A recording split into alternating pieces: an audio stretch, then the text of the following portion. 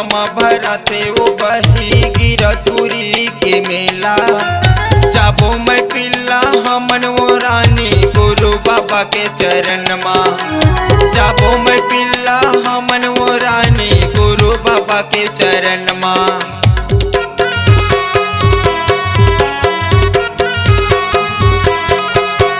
12 महीना में भरा थे वो बही गिरधुरी के मेला। जाबो मैं पिल्ला हमन वो रानी गुरु बाबा के चरण माँ। जाबो मैं पिल्ला हमन वो रानी गुरु बाबा के चरण माँ। फागुन के पंचमी पर मेला हो